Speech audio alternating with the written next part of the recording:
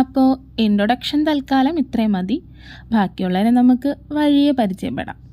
പിന്നെ ഇതാണ് Alexa group. ഇവിടെയാണ് നമ്മുടെ 2 കഥാനായകന്മാരും വർക്ക് ചെയ്യുന്നത്.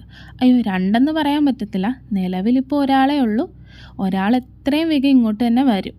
അപ്പം നമുക്ക് സ്റ്റോറിയിലേക്ക് പോയാലോ? May I coming sir? വരൂ. Good morning sir. Good morning. പിന്നെ ഞാൻ തന്നെ വിളിപ്പിച്ചത്, ഇന്നൊരു ന്യൂ ജോയിനിങ് ഉണ്ട്. അക്കൗണ്ട്സ് മാനേജറാണ്. ആളിപ്പോൾ വരും. വന്നല്ലോ. Good morning sir. Good morning. ഞങ്ങൾ തന്നെപ്പറ്റിയാണ് ഇപ്പോൾ പറഞ്ഞുകൊണ്ടിരുന്നത്. ജിയോൺ, ഇത് അലക്സ്. ഞാൻ നേരത്തെ പറഞ്ഞല്ലോ, അക്കൗണ്ട്സ് മാനേജറാണ്. അലക്സ്, ഇത് HR മാനേജർ ജിയോൺ. ഹലോ ജിയോൺ. ഹലോ. പിന്നെ ജിയോൺ, അലക്സിന് ഇവിടെ ഒന്നും പരിചയമില്ല. അപ്പോൾ നമ്മുടെ ഓഫീസിലെ കാര്യങ്ങളും പിന്നെ സാലറി പാക്കേജിനെ കുറിച്ചൊക്കെ ഒന്ന് പറഞ്ഞു കൊടുക്കണം. അതിനാണ് ഞാൻ തന്നെ വിളിപ്പിച്ചത്. Okay sir. പിന്നെ സാർ, എൻ്റെ അക്കോമഡേഷനെ പറ്റിയൊന്നും പറഞ്ഞില്ല. ഞാനത് മറന്നു. നിലവിൽ നമ്മുടെ കമ്പനി ക്വാർട്ടേഴ്സിൽ ഒഴിവൊന്നുമില്ല. പിന്നെ ജിയോൺ, തൻ്റെ റൂമിൽ താൻ ഒറ്റയ്ക്കല്ലേ? അലക്സിനൊരു സ്ഥലം ശരിയാവുന്നത് വരെ തൻ്റെ കൂടെ ഒന്ന് അഡ്ജസ്റ്റ് ചെയ്യാൻ പറ്റുമോ? അത് സാർ, കുറച്ച് നാളത്തേക്ക് മതി, ഒരു സ്ഥലം ശരിയാവുന്നത് വരെ. Okay sir. എന്നാൽ ഓക്കെ, നിങ്ങൾ ചെല്ല്. ജിയോൺ, പിന്നെ എൻ്റെ ക്യാരറ്റ് ജ്യൂസ് ഇതുവരെ കിട്ടിയിട്ടില്ല, അതും കൂടെ ഒന്ന് പറഞ്ഞേക്ക് കേട്ടോ. പിന്നെ ജിയോൺ, മാത്യു സാർ എങ്ങനെയാ? ഭയങ്കര സ്ട്രിക്റ്റ് ആണോ? അലക്സിനെ കണ്ടിട്ട് എന്ത് തോന്നി? എനിക്ക് കുറച്ച് സ്ട്രിക്റ്റ് ആണെന്നാണ് തോന്നുന്നത്. അതൊരു കോമഡി പീസാണ്. പിന്നെ സാറിനെ കാണുമ്പോൾ ശരിക്കങ്ങ് പൊക്കി കൊടുത്താൽ മതി. ഭയങ്കര പൊങ്ങനാണ്. വേൾഡ് വൈഡ് ഹാൻഡ്സം എന്നാ സ്വയം പറഞ്ഞു നടക്കുന്നത്. കൊള്ളാലോ. ഞാൻ വിചാരിച്ചു സ്ട്രിക്റ്റ് ആയിരിക്കുമെന്ന്. ലാല ലാല ലാല. ഇതാരാടാ നിൻ്റെ കൂടെ? എടാ, ഇത് ന്യൂ ജോയിനിങ് ആണ്. അലക്സ് അക്കൗണ്ടൻ്റ് ആണ്. ഹായ്, ഞാൻ അലൻ, സെയിൽസ് മാനേജറാണ്. ഹായ്. പിന്നെ ജിയോണെ, നമ്മുടെ വേൾഡ് വൈഡ് ഹാൻഡ്സം എന്ത് പറഞ്ഞു? അങ്ങേരുടെ ക്യാരറ്റ് ജ്യൂസ് കിട്ടിയില്ലെന്നും ഞാൻ പോകുന്ന വഴി അതൊന്ന് കയറി പറഞ്ഞേക്കാൻ പറഞ്ഞു. അങ്ങേരുടെ ഒരു ക്യാരറ്റ് ജ്യൂസ്. ഇയാൾ ഏതെങ്കിലും ബ്യൂട്ടി കോൺടെസ്റ്റിന് പാർട്ടിസിപ്പേറ്റ് ചെയ്യാൻ വല്ലതും പോകണുണ്ടോ? എപ്പോഴും വെളുക്കാൻ വേണ്ടിയുള്ള ക്യാരറ്റ് ജ്യൂസ് എല്ലാം വലിച്ചു കുടിക്കുന്നു. ഇത് വട്ട് തന്നെ, മുഴുവട്ട്. അല്ല പിന്നെ. എനിക്ക് മുഴുവട്ട് തന്നെയാണ്. അതുകൊണ്ടല്ലേ നിന്നെ പോലെയുള്ള മരവാഴകളെല്ലാം ഞാൻ ഇവിടെ ജോലിക്ക് വെച്ചിരിക്കുന്നത്. അയ്യോ എടാ, നീ അറിഞ്ഞ? ഞാൻ പെട്ട്. ഇവന്മാരോടെ പോയി. പന്നകൾ എന്നെ ഒറ്റയ്ക്കാക്കിയിട്ട് പോയി. ഇനി ഞാൻ ഇയാളോട് എന്ത് പറയും? അത് സാറേ, നേരത്തെ പറഞ്ഞത് ഞാനല്ല, അത് പറഞ്ഞത് വേറെ ആളാ. അങ്ങനെ പറഞ്ഞതും പോരാ, ഇപ്പോൾ ആളെ വട്ടാക്കാൻ നോക്കുവാണോ? ഞാൻ എൻ്റെ കണ്ണുകൊണ്ട് കണ്ടതാ നീ പറയുന്നേ. അയ്യോ സാറേ, അതല്ല. അതപ്പോൾ പറഞ്ഞത് ഞാനാ, പക്ഷെ സാറിന് വട്ടാണെന്ന് പറഞ്ഞത് ഞാനല്ല. എന്താടാ നിനക്ക്? എന്താടാ എന്നെ കണ്ടിട്ട് നിനക്ക് കോമാളിയായിട്ട് തോന്നുന്നുണ്ടടാ? എന്നെ വെറുതെ ദേഷ്യം പിടിപ്പിക്കരുത്. നീ പറയുന്നത് ഞാൻ എൻ്റെ ചെവി കൊണ്ട് കേട്ടതാണ് കേട്ടല്ലോ. അയ്യോ സാർ, അത് പറഞ്ഞത് ഞാനാണ്, പക്ഷെ അങ്ങനെ പറഞ്ഞത് ഞാനല്ല. സാറിനെ പറ്റി ഇവിടെ ആളുകൾ പറഞ്ഞു നടക്കുന്നതാണ് ഞാൻ പറഞ്ഞത്. എന്നെ പറ്റിയോ? ഈ വേൾഡ് വൈഡ് ഹാൻഡ്സമായ എന്നെ അങ്ങനെ പറയാൻ ആർക്കാണ് ധൈര്യം? അതൊന്ന് അറിഞ്ഞിട്ട് തന്നെ കാര്യം. ശരിയാണ് സാർ, അതൊന്ന് അറിയണം. സാറ് പോയി അറിഞ്ഞിട്ട് വാ. എന്നാൽ ഞാൻ പൊക്കോട്ടെ. എന്നാൽ താൻ ചെല്ല്. പിന്നെ അലൻ, സോറി കേട്ടോടോ തന്നെ തെറ്റിദ്ധരിച്ചതിന്. അതൊന്നും കുഴപ്പമില്ല സാർ. ഒരു മുഴുമണ്ടൻ തന്നെ. ഇയാളൊക്കെ എങ്ങനെ ഈ കമ്പനിയുടെ MD ആയപ്പാ? കഷ്ടം. ജിയോൺ, അലനെ നമ്മൾ ഒറ്റക്കിട്ടിട്ട് വന്നത് ശരിയായില്ല. പാവത്തിന് നല്ല പണി കിട്ടി കാണും. പാവമോ? ആര്? അലനോ? ബെസ്റ്റ്. അവനിപ്പോൾ എന്തെങ്കിലും ഉടായ്പ ഒപ്പിച്ച് എപ്പോഴേ തടിതപ്പി കാണും.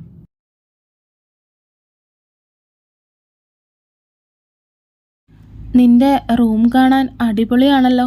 നല്ല നീറ്റായിട്ട് കിടക്കുന്നു. താങ്ക്സ്. ജിയോൺ, ഞാനൊരു കാര്യം ചോദിക്കട്ടെ? തനിക്ക് ഞാൻ തൻ്റെ കൂടെ ഇവിടെ സ്റ്റേ ചെയ്യുന്നത് ഇഷ്ടമല്ലല്ലേ? അതെന്താ താൻ അങ്ങനെ ചോദിച്ചേ? അത് എനിക്കങ്ങനെ തോന്നി.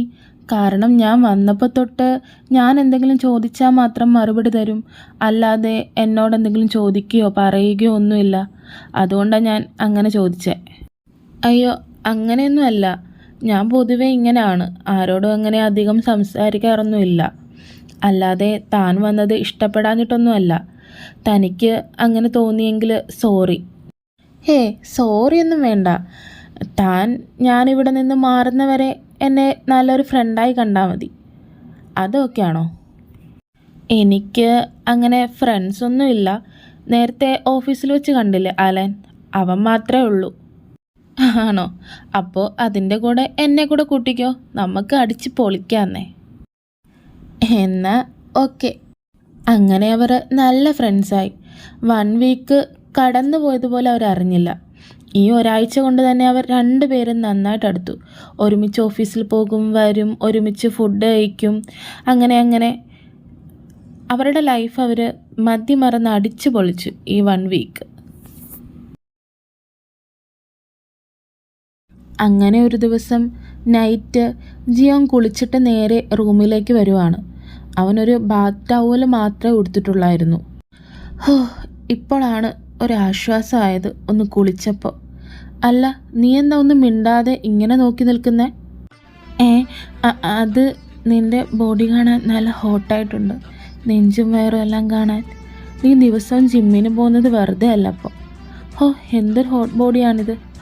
ജിയോൺ, നിനക്ക് കുഴപ്പമില്ലെങ്കിൽ ഞാൻ നിൻ്റെ നെഞ്ചിലൊന്ന് തൊട്ടോട്ടെ? അത് എന്ന് പറഞ്ഞ് തീരുന്നതിന് മുമ്പ് തന്നെ അലക്സ് ജിയോണിൻ്റെ ജസ്റ്റിൽ വന്ന് പിടിച്ചു.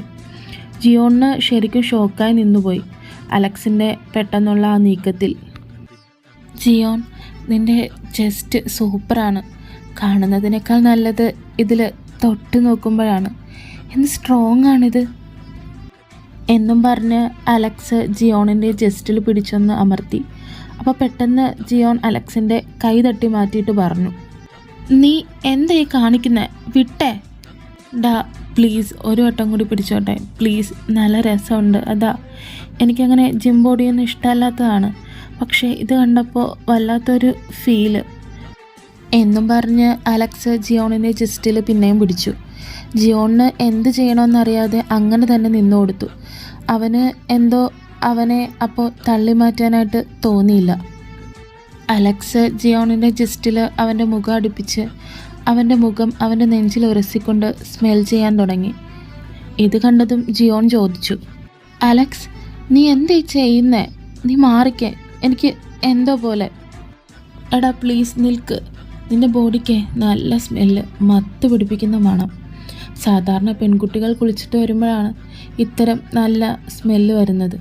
അതവരുടെ ഹോർമോണിലുണ്ടാകുന്ന എന്തോ കാരണമാണ് അത് വരുന്നത്. പക്ഷെ നിൻ്റെ ബോഡിയിൽ നിന്ന് എന്ത് നല്ല മണമാണ് വരുന്നത്. നീ മാറിക്ക അലക്സെ, പാതിരാത്രി വട്ടു പറയാതെ.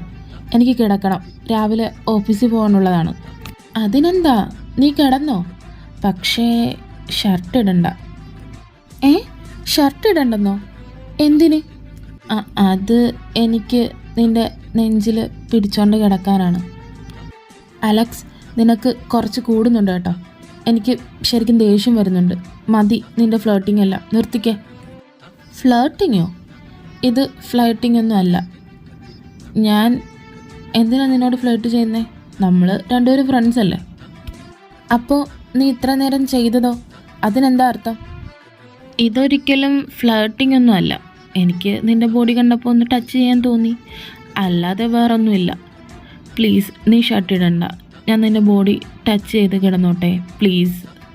ജിയോണിന് എന്താ മറുപടി പറയേണ്ടതെന്ന് അറിയാതെ അങ്ങനെ നിന്നുപോയി. അന്ന് രാത്രി അലക്സിൻ്റെ നിർബന്ധം കാരണം ജിയോൺ ഷർട്ടിടാതെയാണ് കിടന്നത്. അലക്സ് ആണെങ്കിൽ അവൻ്റെ നെഞ്ചിൽ മുഖം വെച്ചാണ് കിടന്നുറങ്ങിയത്. അങ്ങനെ ദിവസങ്ങൾ കടന്നുപോയി. ഈ കഴിഞ്ഞ ദിവസങ്ങളെല്ലാം അലക്സ് ഇത് തന്നെ തുടർന്നു. ജിയോണെ നൈറ്റ് ഷർട്ട് ഇടാനേ അവൻ സമ്മതിക്കാറില്ല.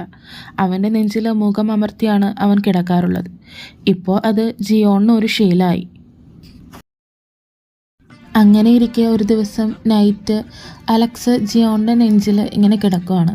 പെട്ടെന്ന് അലക്സ് ജിയോണിൻ്റെ മുഖത്തിൻ്റെ അടുത്ത് അവൻ്റെ മുഖം കൊണ്ടുവന്നിട്ട് അവൻ്റെ കണ്ണിലും ചുണ്ടിലും മാറി മാറി നോക്കിക്കൊണ്ട് ചോദിച്ചു, ജിയോൺ, ഞാൻ നിൻ്റെ ചുണ്ടിലും താഴെ കാണുന്ന ആ മറുകിലും ഒന്ന് തൊട്ടോട്ടെ? ബാക്കി നെക്സ്റ്റ് പാർട്ടിൽ. പിന്നെ ഇതിൽ കുറച്ച് റൊമാൻസ് കുറച്ച് കൂടിപ്പോയി. നിങ്ങൾക്ക് ഇത്തരം റൊമാൻസ് ഒന്നും ഇഷ്ടമല്ലെങ്കിൽ കമൻറ്റിൽ ഒന്ന് പിൻ ചെയ്താൽ മതി. ഞാൻ നെക്സ്റ്റ് പാർട്ടിൽ വേണമെന്നുണ്ടെങ്കിൽ ചേഞ്ചസ് വരുത്താം. അപ്പോൾ എനിക്ക് ഒട്ടും സമയമില്ലാത്തതുകൊണ്ടാണ് ഞാൻ ഒരു ഷോട്ട് മാത്രം ഇട്ടത്. ബാക്കി എത്രയും വേഗം ഇടാം കേട്ടോ.